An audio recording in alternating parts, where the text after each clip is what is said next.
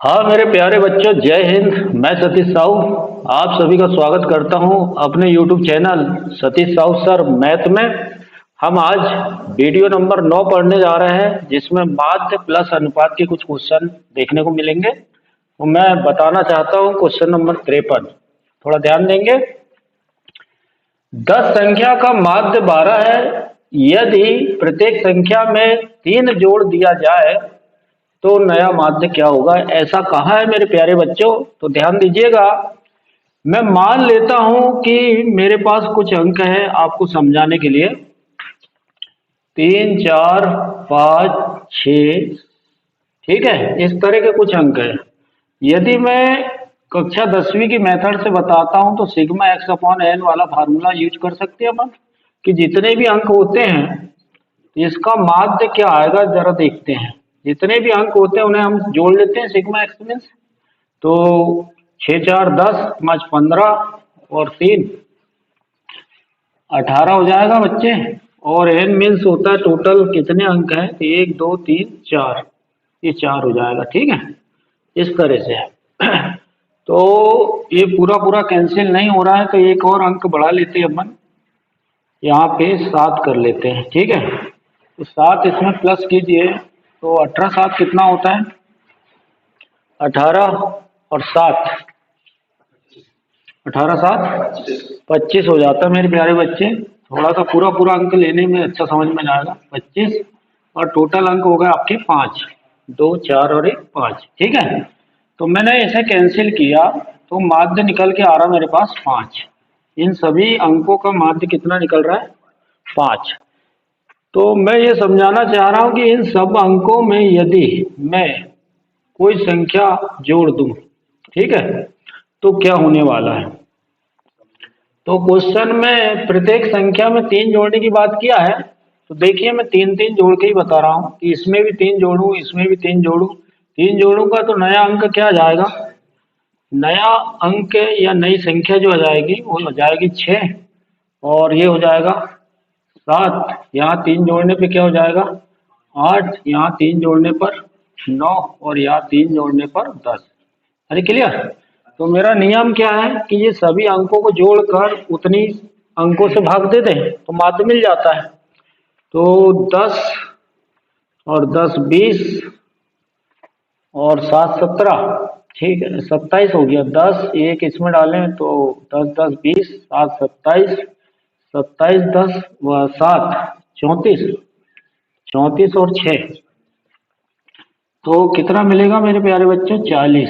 और संख्या कितनी है, 2 4 5, तो 5 से डिवाइड करेंगे। ठीक है, सिग्मा एक्स का मतलब सभी को जोड़ दीजिए, और एन का मतलब होता है सभी संख्या का कुल संख्या को भाग दीजिए। तो 5 8 40। तो हुआ क्या, यहाँ पे माध्य 8 मिला मुझे। ठीक है, तो यहाँ पे देखने पे मुझे ये समझ में आ रहा है मेरे प्यारे बच्चे कि पहले माध्य कितना था, 5 था। यदि मैंने सब में 3 3, प्रत्येक संख्या में 3 3 जोड़ा हूं तो माध्य मुझे कितना प्राप्त हुआ, 8, मतलब 3 अधिक प्राप्त हुआ। यस नो, माध्य भी 3 बढ़ गया ना। तो बस यही पैटर्न का उपयोग करेंगे हम, ये समझाने के लिए था। तो माध्य 10 संख्या होगी, यहाँ पे बहुत सारी कुछ 10 संख्या होगी। ठीक है, इन सब में हम क्या कर रहे हैं, 3 3 को जोड़ रहे हैं। अरे क्लियर, 3 3 को जोड़ रहे हैं तो माध्य कितना हो जा रहा है, 12। अरे क्लियर है, ठीक है। 10 संख्या है, इनका माध्य कितना है, 12 है। ओके, तो 3 3 सब में जोड़े हम यदि, तो माध्य भी कितना हो जाएगा, +3 हो जाएगा। अरे 3 बढ़ जाएगा ना, संख्याएं भी 3 3 बढ़ेगी, संख्याएं भी क्या होगी, 3 3 बढ़ेगी, तो माध्य भी 3 बढ़ जाएगा। तो आंसर क्या हो जाएगा आपका, माध्य इक्वल हो जाएगा 15। यस नो, तो माध्य भी 3 बढ़ जाएगा भैया। ठीक है, तो माध्य का आंसर आ जाएगा कितना, 15। अब हम शॉर्टकट देखेंगे अगला क्वेश्चन, क्वेश्चन नंबर 54। 10 संख्याओं का माध्य 20 दिया मेरे प्यारे बच्चे। कोई 10 संख्या होगी ऐसा समझ लीजिए यहाँ पर। यस नो, ये टोटल कितनी संख्या है, 10। इनका माध्य दिया है आपको 20। कितना दिया है, माध्य 20 दिया है। अरे क्लियर।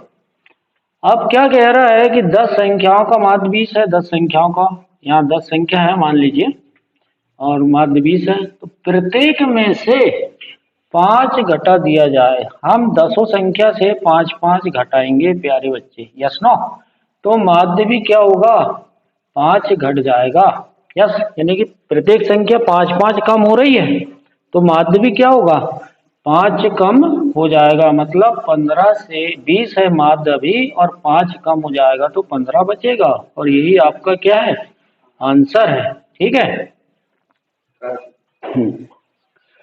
हाँ मेरे प्यारे बच्चे, हम औसत और माध्य से संबंधित क्वेश्चन नंबर 55 देख रहे हैं, वीडियो नंबर 9 में। यदि 4 प्रेक्षणों का औसत 20 है, कोई 4 प्रेक्षण होंगे आपके, मान लेते हैं 1 2 3 4, ये 4 प्रेक्षण है मेरे प्यारे बच्चे, ठीक है। या 4 संख्याएं हैं जिनका औसत कितना आ रहा है, 20 आ रहा है, ठीक है। जिनका औसत मैं इधर लिख देता हूँ, औसत बोलो, औसत को ही माध्य कहते हैं या माध्य को ही औसत कहते हैं, ठीक है।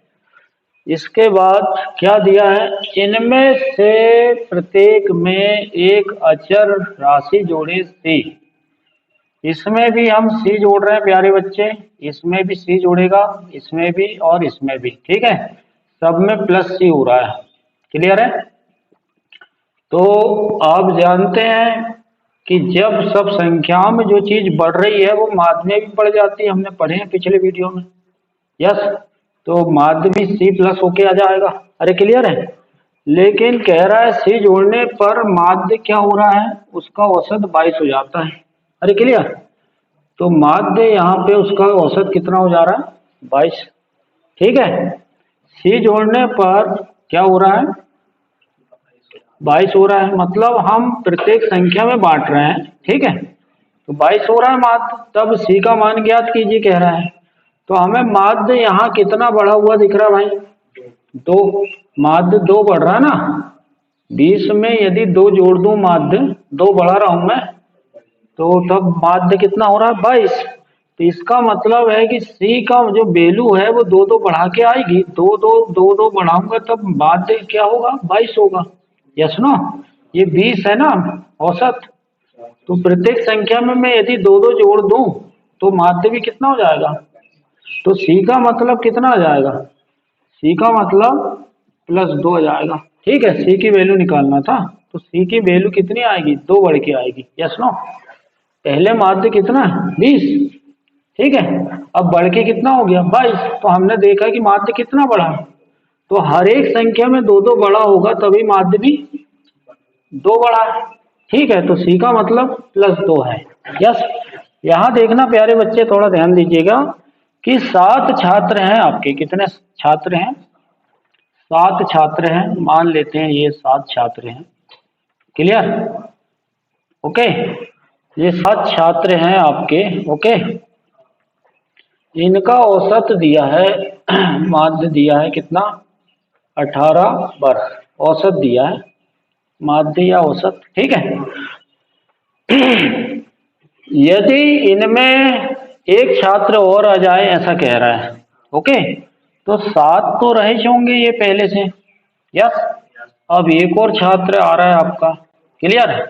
ये 7 छात्र हैं आपके, 4 3 7, ओके। और एक और छात्र आ गया, ठीक है। तो कह रहा है कि औसत कितना हो जा रहा है भाई, 19 हो जा रहा है, ठीक है।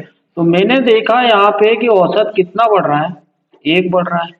18 था, 18 से कितना हो गया, 19 हो गया, मतलब औसत तो 1 बढ़ा है ना।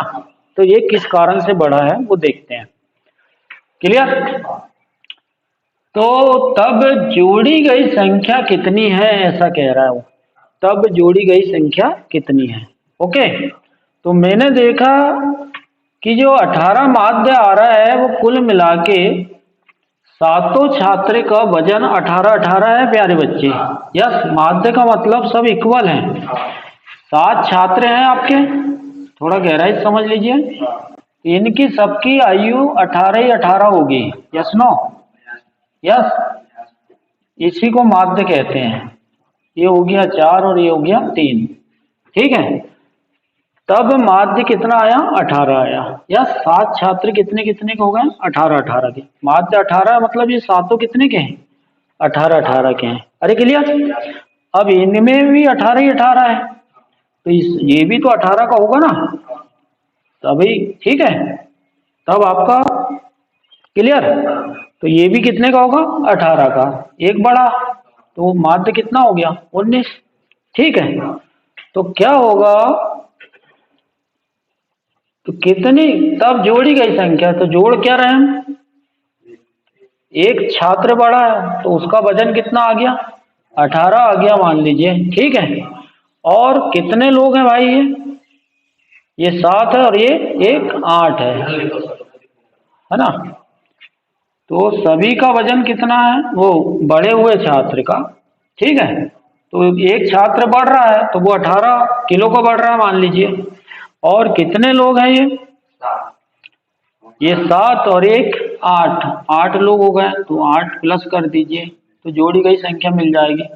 तो टोटल जोड़ी गई संख्या क्या मिल जाएगी हमें, 26 मिल जाएगी। ठीक है मेरे प्यारे छात्रों। हाँ मेरे प्यारे बच्चे, क्वेश्चन नंबर 57 माध्य औसत प्लस अनुपात का। 14 छात्र और उनकी एक शिक्षिका है।